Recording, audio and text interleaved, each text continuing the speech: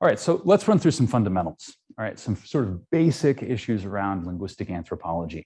So yes, I found a way to get Boaz and Malinowski into the talk today, and I'm sorry, by doing this remotely, I don't have to hear the groans.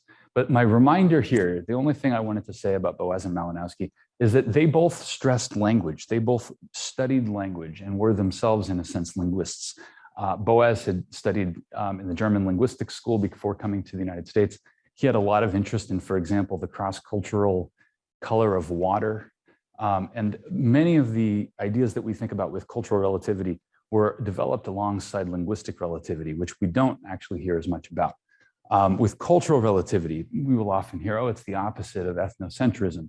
What exactly is linguistic relativity? So linguistic relativity comes out of a time period where, very much like cultural relativity, there was a lot of ethnocentric thought having to do with language. So you had savage or degenerate languages, and then you had the idea of a pure or a better language. And so much of what people like Boaz and Malinowski were saying is that that idea of ranking languages as being better or worse is fundamentally problematic.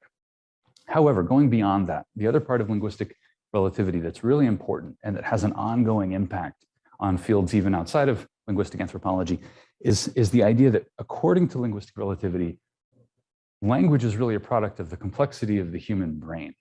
And as an anti-racist idea and a universalist idea, if we are all the same biologically and our brains are of the same capacity and complexity if different, then therefore all of human language should be equally complex. And so, in other words, you can look at a language, and this happened in the 1960s.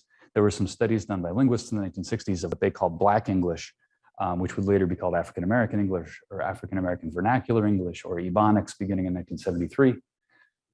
And they studied these things in the 1960s and said, oh, this is a degenerate language. This is not a language that has the grammatical complexity of English. And in fact, it would be later in the 60s and 70s, people like William Labov and others would study this and say, well, in fact, okay, there are areas where this dialect of English has some simplifications, but there are other areas where it's actually much more complex.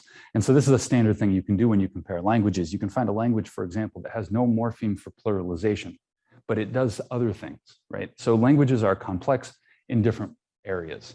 There are languages that have 8 noun classes, 18 noun classes. In English, we have 1.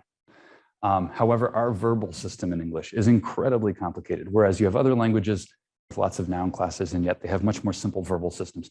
And so this idea, again, of linguistic relativity is that languages are equally complex. They are a product of the human mind. The one other person that I want to use here to transition quickly is Noam Chomsky, and another person many people would say, really, you're going to put language and power next to Noam Chomsky? Because he's often known as somebody who avoided, in his early career, discussions of these kinds of things. But I do want to come back and say, so without overwhelming people, a lot of Chomsky's impact, and the reason he's often called the father of modern American linguistics, is that he developed these ideas of universal grammar and the nativist approach, the idea that we're all born with language. And that in some ways, irked some folks in the nurture camp in the 70s and 80s. And many linguistic anthropologists critiqued Chomsky, and a lot of these critiques have come from within linguistics.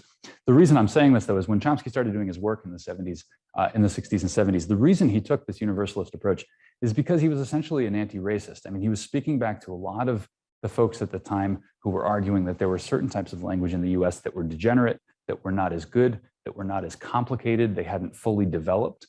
And again, the point here is that if language is something that is born, that we are born with innately, and I know that there are some complexities there, but his point is, you can't just say that, hey, because this person is speaking a degenerate language, they somehow are a degenerate person, or that their brain has not developed to the same level. And this is the kind of stuff that was being said in the 1960s. So again, getting back to this idea that language is a product of the human brain, right? That we speak human language was in fact, an anti-racist statement that was really powerful at the time. Even though I think the key difference is that Chomsky was defining language very differently than how we define language in linguistic anthropology.